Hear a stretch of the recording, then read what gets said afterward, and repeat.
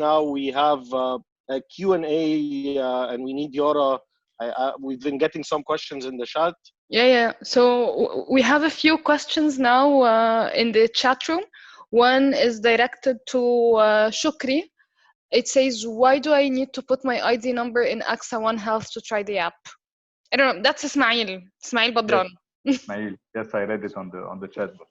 So hi Ismail. Heard a lot about you. We didn't meet physically, but yes. So I assume you are talking about the Myaxx app, and the Myaxx app has health feature, but it's mostly the health insurance feature. It's the insurance side of the app, and yes, they require the national ID to identify the client and identify what he's allowed to do on the app and what he's not allowed to do on the app. For us, for the AXA One Health app, you can use the app without the ID, the national ID, on everything that is allowed to be used without the national ID, up to the point where you need to have an access personally to your medical record. When you have an access to your medical record, it's a must that there is a verification that happens with the national ID for data privacy. Because we are part of AXA Group, and because we are obliged to follow the European regulation for data privacy, we need to have very strict control on the accessibility of the electronic medical record of any patient. We believe it's the ownership of the patient or the client himself. Yes, he can give access to another doctor that is outside our network, or he can give access to his family members, but we don't have the right, and we need to protect this data quite strongly for him to feel safe with his electronic medical record, his electronic data, even his demographics, but with much stricter approach to the medical data. Thanks, Shukri. We have another question about the regulation of teleconsultation and virtual clinic from Mohammed Noor. Thank you, Engineer Mohammed. Engineer Mohammed is the digital health focal point of the WHO, and asking about how are you dealing with the regulation in Egypt. Can I take that question, Yara? Yeah, sure, of course. I think we are very fragmented, Engineer Mohammed. And I think this is what me, May, Rose, and Shokri were discussing, and it is the collaborative work between us. We create our own policy. I think that the medical syndicate, نقابة الأطباء, and presenters in Ministry of Health are discussing a law to start now regulating it. So this and there is I think a webinar on Monday having the stakeholders to start looking into having a law implemented right on, because I think it is, you know, if we're not going to use it now, when are we going to use it? I think we should be complaining about bandwidth and not regulations. This is the only thing we can complain about.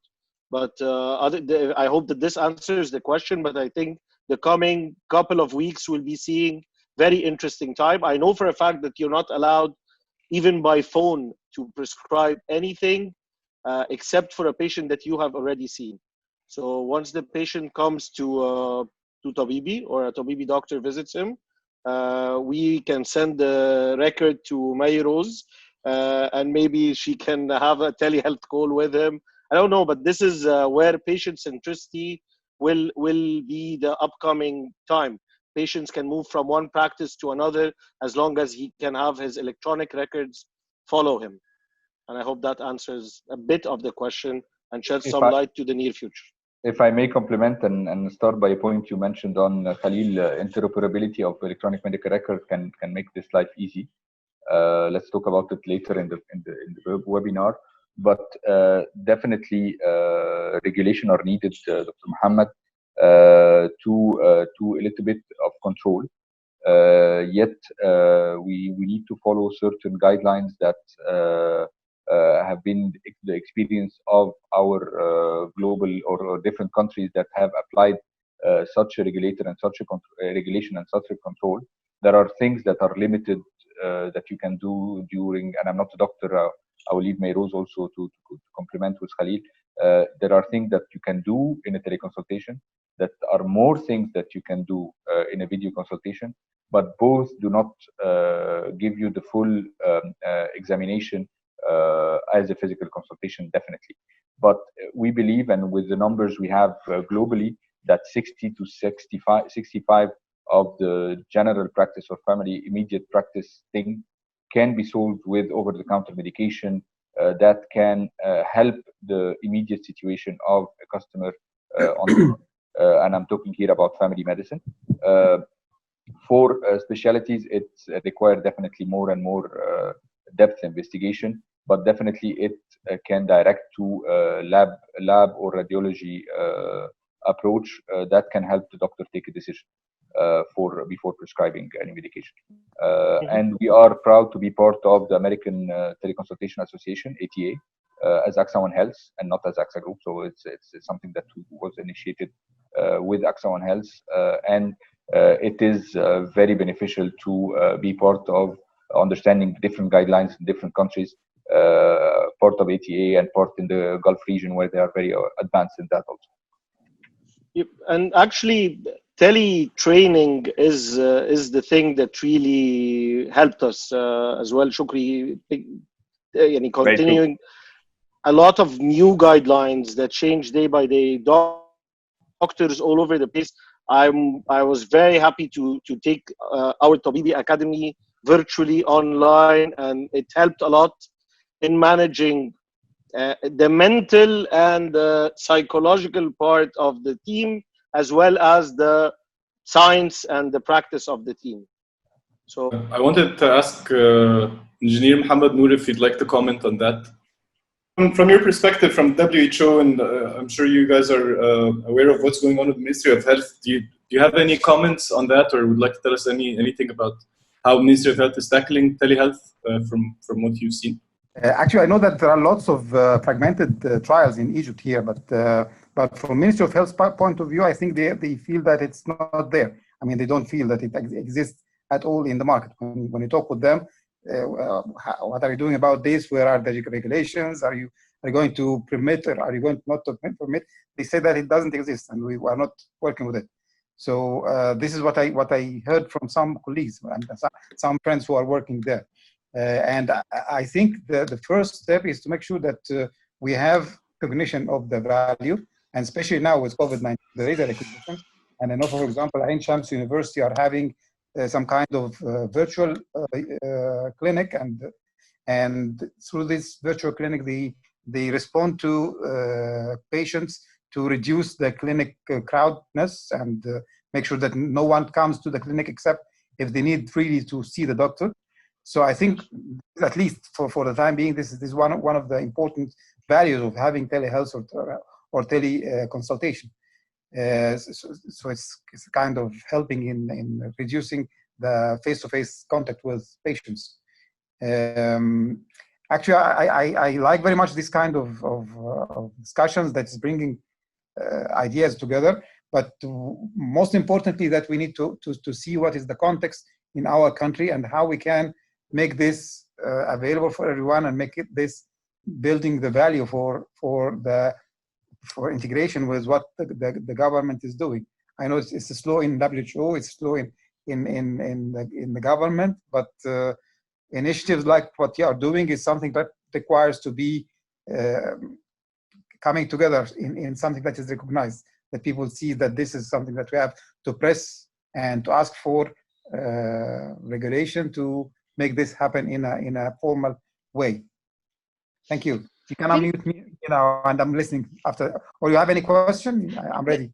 Thank you, Engineer Mohammed. Can you tell us about the WHO's efforts now on telehealth? Are you pushing towards more regulations of telehealth? You know, WHO cannot push something. I mean, we cannot enforce something for countries to adopt. We had an expert consultation about 2 months ago, and during that we have some experts who talked about the telemedicine and teleconsultation as part of the discussions in the expert consultation. We didn't see that it is much recognized in our countries, not necessarily in Egypt specifically. So we know that, for example, Morocco had some initiatives, but they say that even they didn't allow someone from inside Morocco to take consultation from outside. Components of digital health is not only the technology, it's not only the bandwidth, it's not only the infrastructure. You need to have all the components coming together to serve that you would like to implement digital health, and you need to engage the decision makers and all stakeholders within the country to make sure that you can move forward with it. Thank you very much, Engineer Mohammed. I think thank you, Engineer Mohammed, and I think we need to learn from others. So I think people doing work in global warming and climate change, I think they should have given up much earlier with nothing changing. I'm sure COVID helped them, but they continued pushing and pushing. And I read recently an article that those meetings that happen, they're kind of painful because it's just meetings, recommendation, and nothing really happens. But again, not giving up. And regardless how painful it is, I think we need to embrace it with love and move forward. And it will happen, I'm sure, one day. It's very early on. I think the first video conference call happened in 1964. We're not really doing something that's new. We're just bringing it back. Sending a man to the moon, if he gets sick, we need to give him some telehealth. So I guess it's there, it's being done. Regulations are definitely, and this is where collaboration and partnerships with all stakeholders is the needed thing. I think if we can take two more interventions, one from Dr. Wael Abdelal. Yeah, Dr. Wael Abdelal has been kicked off the series Fiku Larouche. He's the medical director of the Magdi Yaouk Foundation and has been pioneering telehealth since a very long time. Dr. Wael, welcome back.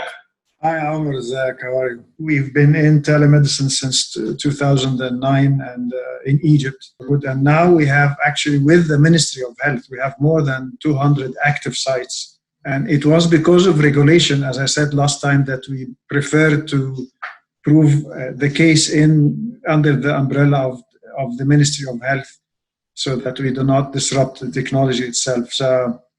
And now we have an ongoing 200 sites with Ministry of Health, Ministry of Higher Education, and Ministry of Telecom. It's one project. It's the Egyptian Telemedicine Network. And this is under regulation of the Ministry of Health. Thousands of patients, different disciplines from emergencies. Of course, with the COVID, we had to move lots of our sites to the Mustashfat Al-Azl to work there. But, it's very successful, but with different rates in different specialties, basically as a second opinion type of consults. And it's fantastic. It's moving very well. The Ministry of Health does have knowledge of telemedicine at the highest level for several years. It's being accelerated now a little bit, and I hope that some kind of solid regulation comes out to allow for the private sector to work in a more relaxed form. Yeah. We have been working for this, and actually have an Egyptian Telemedicine Foundation. I hope that the COVID can push it to move faster. We have been advocates for this. I've been member of the ATA from 2009, and now actually I'm a member of the Artificial Intelligence in Healthcare, which came out from people in the ATA who formed this new organization in the States.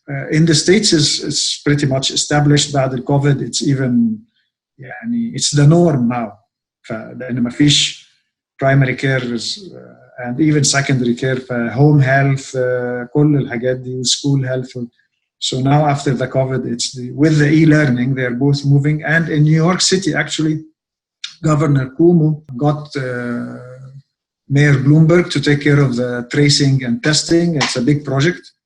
And he got Eric Schmidt from Google, his CEO of Google, to run the new telehealth and teleeducation programs in New York State as a whole. They're even bumping it even to the highest level. I hope we are trying to help for Masr Nahna to move things faster and get to the regulations. It's not easy. And برضو البارتيز are so many زي Ministry of Telecom, Ministry of Health, Ministry of Higher Education, the syndicate, and all of that. So, but I think we're getting closer, and pretty soon. I'm very happy to hear all the advances or innovation in the market, and I think Egypt should be positioned to be leading in this. Thank you, Dr. Wael. Yeah, I think آخر حاجة it's the broadband that really, if you have broadband, then you have, if you have the roads, then it would make things easier.